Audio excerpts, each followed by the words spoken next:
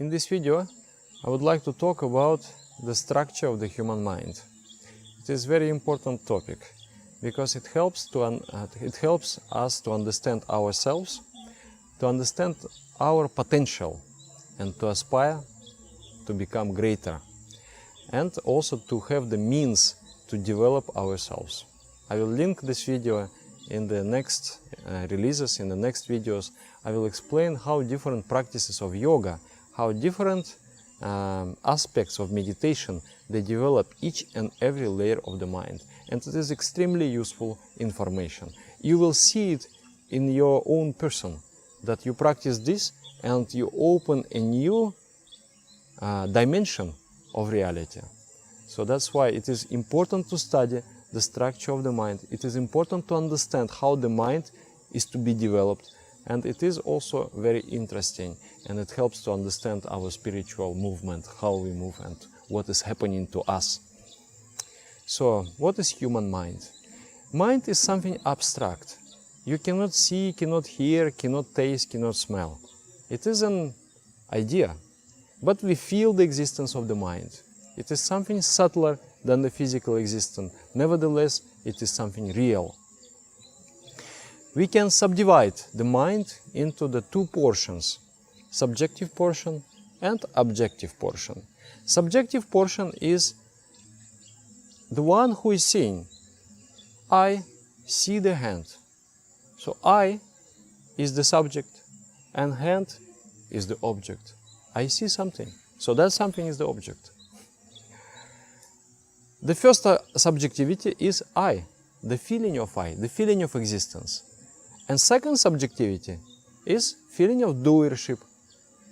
I am seeing, I am tasting, I am touching, I am smelling, I am thinking, I am memorizing, I am remembering, I am combining. So many actions of the mind. And those are done by the second subjectivity called ego portion of the mind, or aham tattva.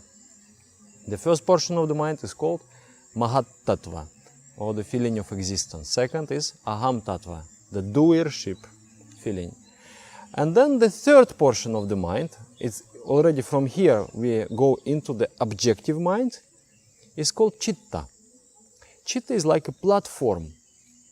Subjective portion of the mind interacts with the objective portion of the mind, and then we have a complete something. We have complete experience. For example, I see the hand. Where do I see the hand? Where is the existence of this hand?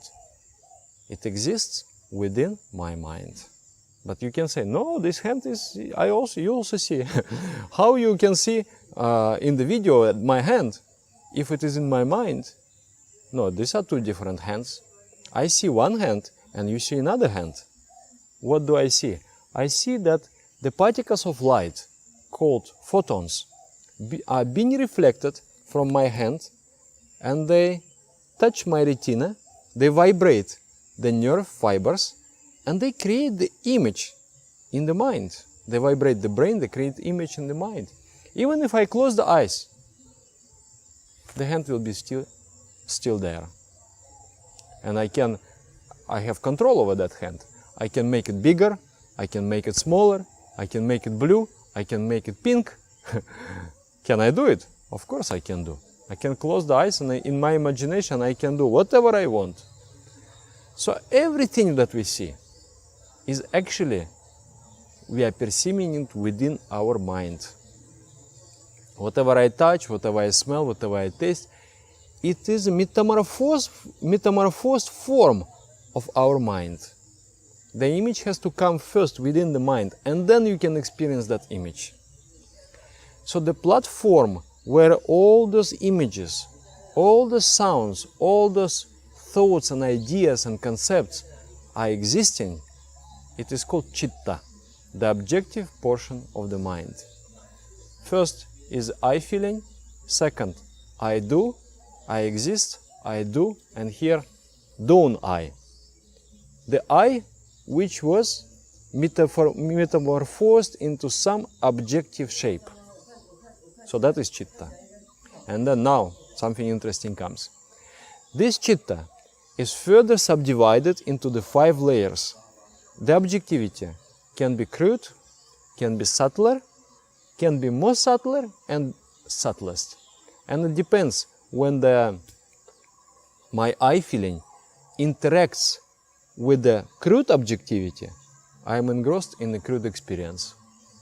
And when it is interacting with the subtle objectivity, I am engrossed with the subtle ideas, very, very almost imperceivable concepts. I interact with the bliss, I interact with the flow of joy, I interact with the experience of truth. So those are layers. And ordinarily, people deal with the 2 lowermost layers of the mind. The perceptive layer and intellectual layer. And to some extent, sometimes people interact with the creative layer of the human mind. Okay, let's go one by one. The first layer is called Kama Maya Kosha. Kama means desire, the layer of desire. It is very simple, very primitive layer of the mind. Every creature, even the tree has that layer of the mind. Any spider, any cockroach, they all have that layer. What is the function of that layer? Is to perceive through the sense organs, through smell, through touch, through vision, through hearing, through taste. And then, according to what I perceive, to have attraction or repulsion from the object. This is how we live and how we survive. I smell some nice smell of food and I'm getting attracted to that. I go and I eat that food. And I see something which I don't like. I get repulsed from that and I'm driven away from the object through the dint of my instinct. So instinctual layer of the mind. I smell the pizza. And the image of beautiful pizza with the golden crust appears in my mind. And I want. So with the sense organs I perceive, then with the Kama Maya Kosha, with the layer of desire, I desire, and with my legs and with my hands I go and I fulfill the desire. There is no intellectuality involved in that process. It is a pure agitation and response. I'm reacting to environmental conditions. This is Kama Maya Kosha. It performs the function of connecting layer. It is the crude, almost physical layer. It is a connection between the physical world and my mind. My mind connects to the physical world through this layer using the motor organs. And my mind connects to the physical world through the using the sense organs. I receive the information and I also act upon that information. What is the development of this layer? Actually, especially with the development of civilization, so-called civilization, sometimes we become spoiled. It means that our Kama Maya Kosha is out of tune. It drives us to something which is not beneficial to us. For example, a person likes to drink alcohol. Alcohol is not beneficial. If you give it to the cat will feel like, oh, I'm not going to take that. Because the Kama Maya Kosha is very healthy. But if we bring the Kama Maya Kosha out of tune, we get attraction to something harmful. And we are repulsed from something useful and beneficial. So, by certain practices of yoga, I will explain later, we can change the nature of this layer. So, we will feel attraction to something subtle and something elevating and something sentient. And we will feel repulsed to something dark, tamasic. So that's the development. Changing the nature of the desire. For example, sometimes people, they stop trying to stop smoking. But they want so much. They have that attraction in the mind. It's like when they see the cigarette, their hands are shaking. I want to smoke. So one way is to suppress yourself and just to hold, I'm not going to smoke, I'm not going to smoke, or take some medicine or something like that. And another way is to change the nature of your Kama Maya Kosha, so it doesn't become anymore attracted to those kind of objects which are not beneficial to me. Okay, let's go to the next layer. The next layer is called Manomaya Kosha, or subtle mind. It controls the intellect, memory, imagination. It works all the time. Like, for example, now I'm using it, and I find the words, I find the concepts. Not only that layer I'm using also the higher layer, but this one also. In this layer, I learned something in the past. So I have like a library of experiences, of ideas, of the concepts. So I go to that library, I pick up the necessary thing, I take it, and I make use of it. You understand? That's how the memory works. The memory is also something which we need to train. Sometimes the memory fades, and then powerful Manomaya Kosha allows you to take from the memory whatever you like to take. You read the book 10 years ago. You still can recollect. You can still remember. One of my meditation teachers, he did the special practices of yoga for the development of this layer of the mind. And he was just like a Google. I would ask him, Dada, what do you think about this? And then he would run the search in his head. And then he would answer. And I would say, how do you know all that? You are like an encyclopedia. He said, I'm Dada, I must know. So he had extremely developed Manomaya Kosha, extremely developed intellect and extremely developed memory power. This layer works also during the dream, when we sleep and we are dreaming. When you are dreaming, the Manomaya Kosha, the first layer, is suspended. So whatever you are seeing in the dream, you believe it to be the reality.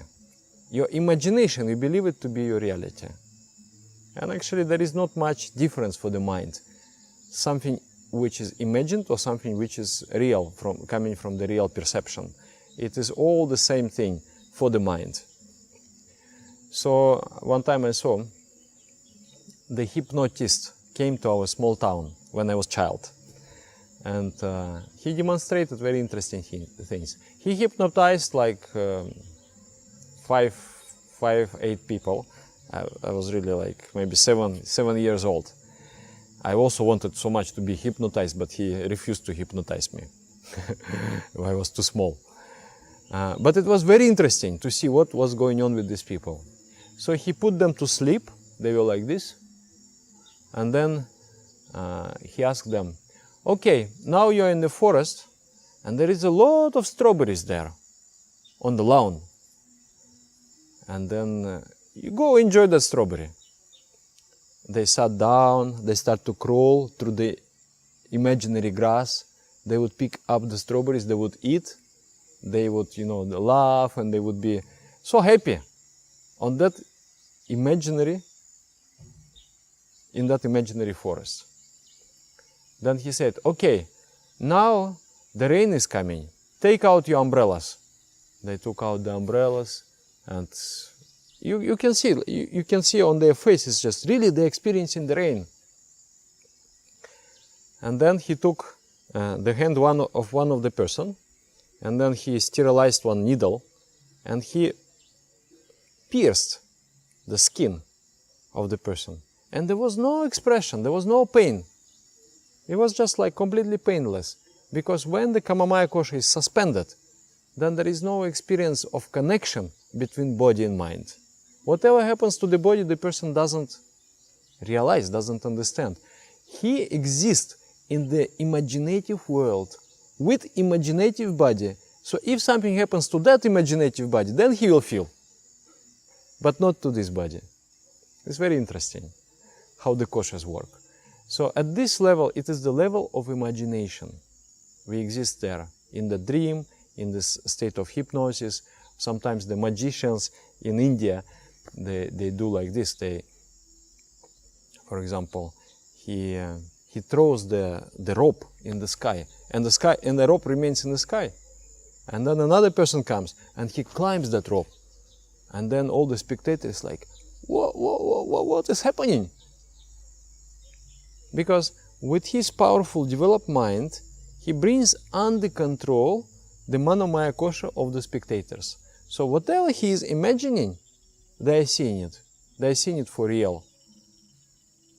And for him, actually many things, for them, many things are happening.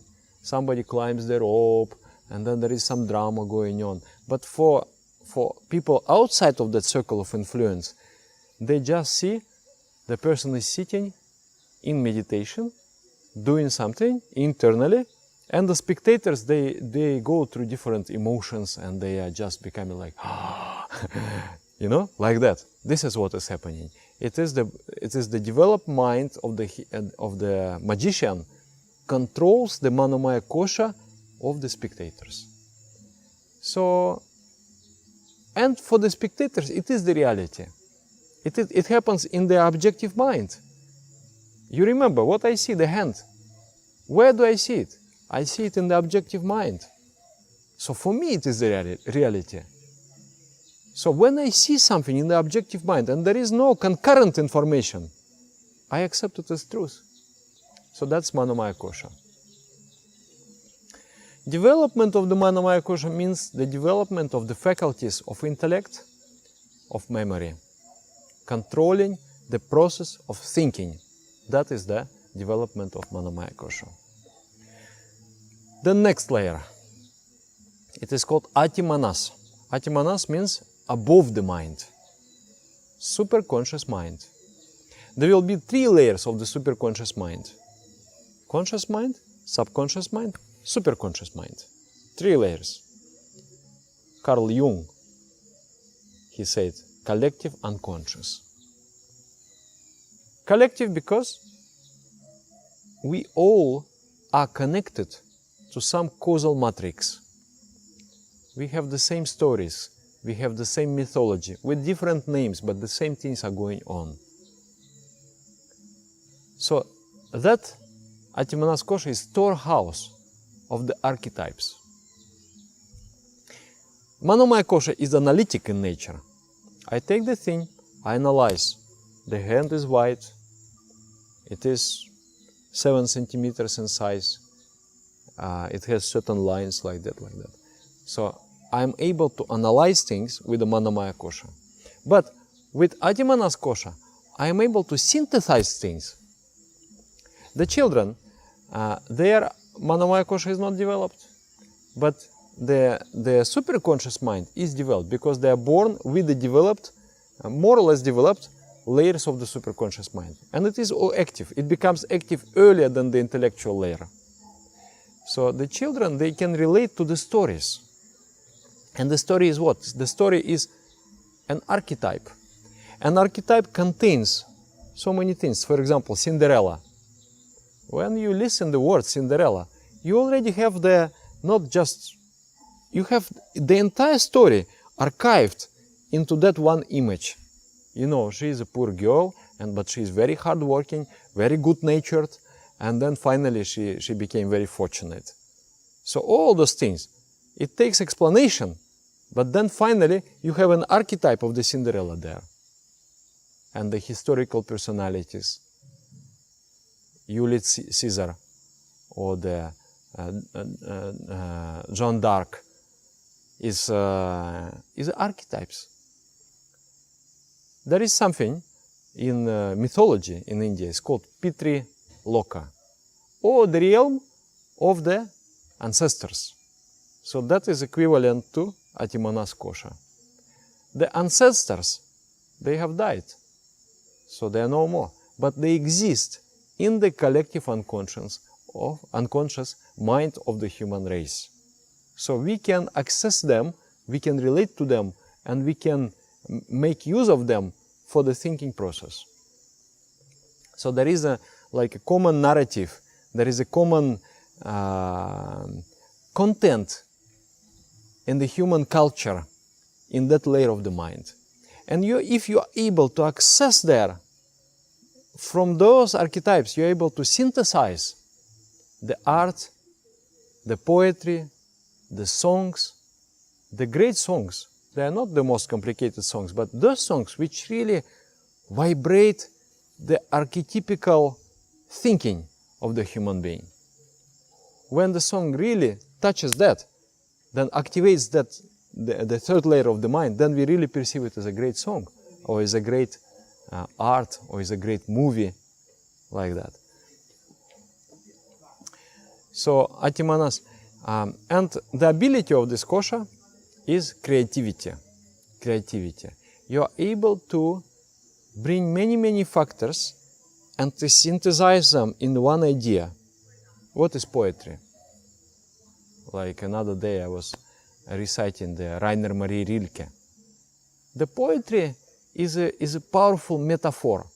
And in that metaphor, in a very condensed way, exists a lot of philosophy, a lot of knowledge, a lot of wisdom and understanding.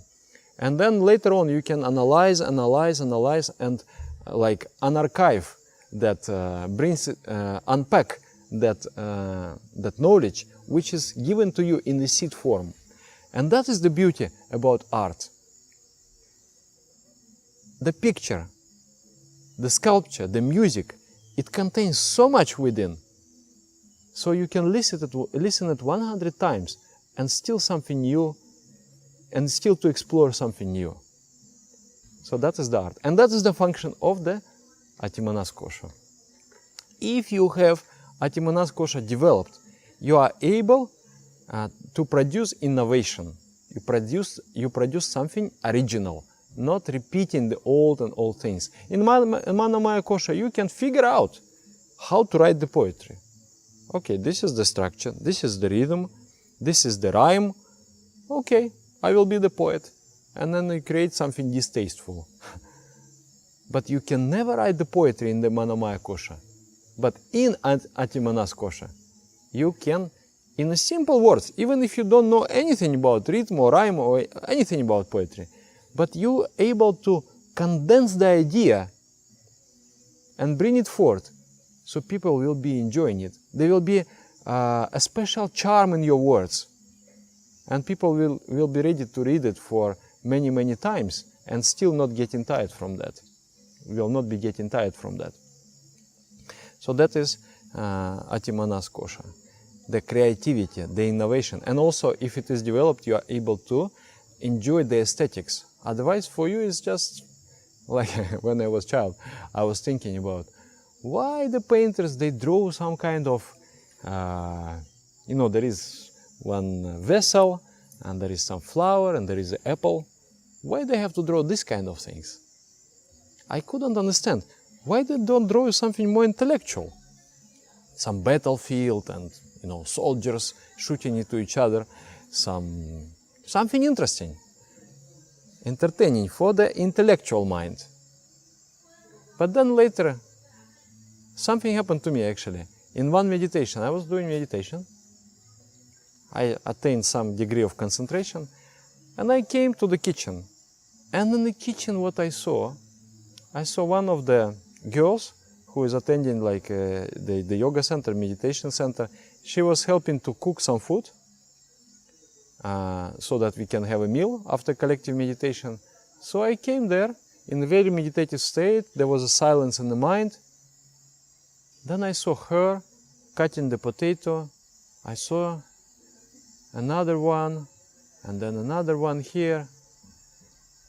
And then it was so beautiful, so meaningful. I thought, wow, if I would have a skill of an artist, I would draw this picture, this would become a masterpiece. Nothing special, but there is something special about it. And the artist, he has such a perception that he will see something special where everybody else sees something trivial. Isn't it not amazing? So the poets, the artists, they really like seers. They really like the harbingers. They see the future. They see the culture. They see something more deep, and they manifest it through their art. And those people who with the developed Atimanas kosha, they can enjoy also that. So it contains the archetypes, the common cultural like pillars of our existence, the stories, the images of what constitute our culture, what constitute the humanity, and it creates the ability for creativity. Atimanas kosha. Also, it functions as a glass through which we perceive the world.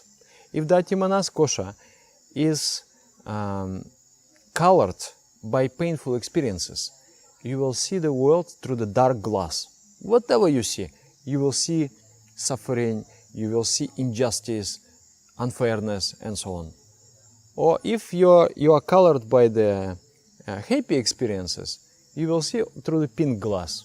Whatever you see is, rainbows and unicorns. And actually, it is better not to have any glass, but have very clear perception. When I started to meditate, I was having really dark perception of the world.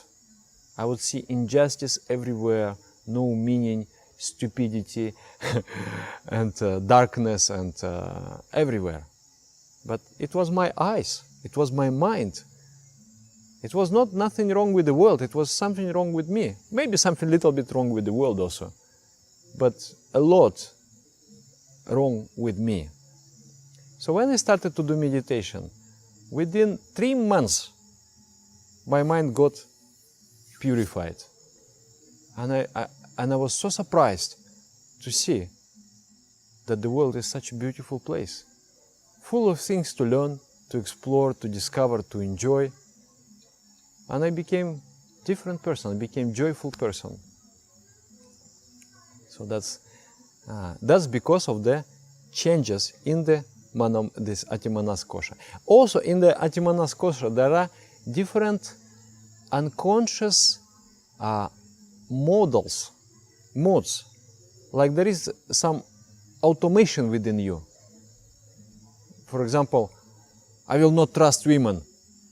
That's one kind of imprinting, embedded in the deeper layers of the mind. And maybe even consciously you are disagreeing with that statement. No, I'm not a chauvinist. I am a decent person. But in the heart of your heart you have that. Or you have some attitude towards money, and you can never earn enough money for yourself. The money is running away from you because there is an automation within you, a special attitude which is not on the conscious level, so you cannot understand it. It is in the unconscious level. It is deeply within your mind. So when you work with the deeper layers of the mind, below the subconscious mind, then in changing them, you are changing your entire existence. Everything changes. Everything changes. Not immediately. Some algorithms within you, they can be changed immediately, and some takes years, but they do change. They do change because you are working in the causal realm, the causal mind. The name itself, it is the causal mind. It is the cause. There is a cause, and the cause is hidden, and there is an effect. Effect is on the surface. So I am going to the causal mind, and I am working with the causal mind, changing the cause, changing the effect. The next layer of the mind is called Vijnanamaya kosha. Vijnana means special knowledge. Knowledge that doesn't come from external analysis. I just know. Why do I know? I don't know. I just know. I know that I am pregnant with an idea. That is somewhere in between this Vijnanamaya and Atimanas. I know that I know something, but I don't know what I know. Sometimes when I record the videos, I just know that I know something, but I don't know exactly what do I know. Then I sit and I meditate, then I start to speak, and something comes out. And I, this is interesting. It comes by the work of all the Koshas. But that feeling of being pregnant with idea. The formless knowledge is this, Vijnanamaya Kosha. The formless knowledge. The knowledge which will still, it still needs to take shape.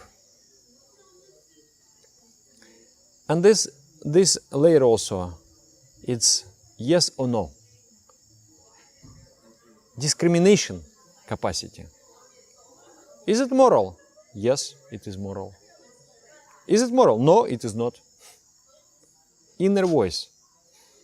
And then intellectually someone can convince you, no, it is moral. Maybe yes, it is moral. Intellectually you accept. But then in the heart of your heart, you feel, no, it is not moral.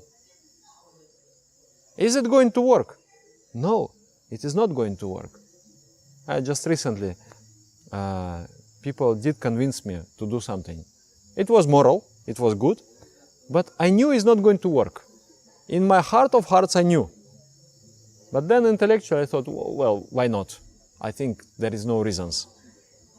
But then, when something happened, I realized that I knew it already 3 months ago. I knew it in my heart that this is going to happen. So this is the function of the Vijnanamaya Kosha. The premonition, the knowledge, you are able to say yes or no. And when you listen to your inner voice, to your inner heart, you can never be lost in life. When I wanted to become a sannyasi, the monk and the meditation teacher, it was a big step in my life. But I knew it in my heart of hearts. I had a calling from within. I just knew it. It's like, I remember I was living in a house and I need to heat the stove. So there was this heap of coal, and I was bringing that coal from outside to under the shed. So working with the shovel. And then I got tired and I was leaning on the shovel. And I was thinking, what should I do in life? And then I heard inner voice. You will become a monk. And then my intellect would say, no way. No way, I'm not going to. But already in the heart of hearts, already I knew this is my destiny. So this inner knowledge, the special knowledge, you just know it. You cannot deny it. That is Vijnanamaya Kosha. And is a special guidance. When you follow that guidance, it guides you to happiness. It guides you to the greatness, to the fulfillment of your potential. Even though sometimes it is scary, but it is the guidance of the Supreme Consciousness. You have the mission, you have the destiny. You just need to hear it. So that happens when you develop Vijnanamaya Kosha. And it can be developed through a certain portion of the meditation practice. Vijnanamaya Kosha. Special knowledge. Yes or no. Conscience. And then there is another ability. It's called detachment. I'm not detached. I'm just seeing things. The truth is the most important thing. I have distanced myself from my I want and from I don't want. I neither want, I neither don't want. I am the worshipper of truth. Let the truth manifest. So that kind of detachment, that kind of emotional upliftment, when you are ready to accept the truth, that is also a portion of the Vijnanamaya Kosha. And you feel exhilarated, you feel joy at that moment. When you let go of all things and you just feel the joy that you are accepting what has been destined. You accept your destiny. That is the Vijnanamaya Kosha. Very interesting. Through Vijnanamaya Kosha, you can see so many things. You can understand so many things. The knowledge comes spontaneously. That's the beauty. And it is very original knowledge. Like my spiritual master. He didn't read the books. He didn't study in the university. but at the age of 30 he already created the most beautiful spiritual philosophy, just out of his inner realization. When you see it within your soul, deeply within your soul. And he would also he would scold the disciple, "Hey, what was that? You took some greenish, blackish substance. What was that?" And the disciple is like, "I think it was tea." "You think? Oh, it was tea." He would catch the disciples. He would just need to concentrate on you and your entire history, your entire what you have done and what you have not done would be revealed before the master. So that is an extremely developed layers of the mind. He would just focus on anything and it would appear in his mind. So that kind of special knowledge is Vijnanamaya Kosha. I think it's very interesting. For me, it is very interesting. I like that. And when even you touch a little, you feel a lot of joy when it comes to you. And then the final layer of the mind is called Hiranmaya Kosha. Some other traditions call it also as Anandamaya Kosha. Ananda means bliss, the blissful layer. And we call it Hiranmaya Kosha. Hirana means gold. When you reach that layer, you experience the golden light. It is the subtle most objectivity. And when your subjectivity deals with that subtle most objectivity, you experience the joy of existence, you experience the golden light. It's like the effulgence. Sometimes you can experience that in meditation. You close your eyes and then you concentrate, and the moment comes, just you see so much, it becomes very bright. And then you open your eyes. Oh, is there some lights on? No, everything is dark. Then you close the eyes, you concentrate, and then again everything becomes brilliantly bright. It means if you see that inner light, if you see that light in your heart, if you see that everything becomes light. Actually, I will tell you one story. I had one acquaintance, he's an artist, and I asked him, why do you create art? You work so much. He said, I don't do it for fame, I don't do it for money. I said, then what? What for? He said, because one night I was drawing and I felt that I found something, some hidden beauty, some hidden idea, and I was searching for it. I was trying to express it, formless knowledge. And then something happened, and I just started to see the light emanating from my picture. Lots of light emanating from my picture. And then I looked around, and the light was emanating from the walls, from the floor, from the ceiling, and the light was overwhelming. Everything was merging in the light. Everything was becoming light. And the light was coming from my body also, from everywhere. And he said, I got scared. I thought, I'm so young, I'm still so young. And everything stopped. He said, I'm still wondering what would happen if I would not become scared. And that's why I'm still searching. I'm searching. I'm searching. So that is the function.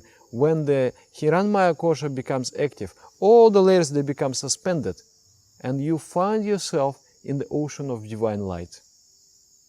That's why it is Hiranmaya Kosha, the golden layer. And also, when you touch that Hiranmaya Kosha, your body starts to emanate golden light. There is an aura about you. The magnetism, the emanation of light. People feel that you are the torchlight. So that is the one subtle most objectivity of our mind. And in the next video, I will explain how to develop all those layers of the mind. So to summarize, the mind consists of two portions: subjective portion, objective portion. Subjective portion, two subjectivities are there: I feeling and doership. Objective portion, 5 layers. The crude mind, the layer of desire: I perceive, I want, I do. or I perceive, I feel repulsed, I avoid. That's that kind of function. Then Manomaya Kosha, the subtle mind, I think, I remember, I imagine, I dream there. Then Atimanas Kosha, the archetypes are there. The synthetic knowledge, just say the name, and you know so many qualities concentrated in that name. And then innovation, creativity, synthetic thinking. Then Vijnanamaya Kosha, layer of the special knowledge. You just know. You know, whatever you concentrate upon, the knowledge of that comes to you. Isn't it beautiful? It is beautiful. Whatever you concentrate upon, you can understand any idea, subtle or crude. That knowledge of that comes to you. And then, finally, the Hiranmaya Kosha, the layer of the bliss. There, you are to enjoy the bliss. There, you are to see the divine light.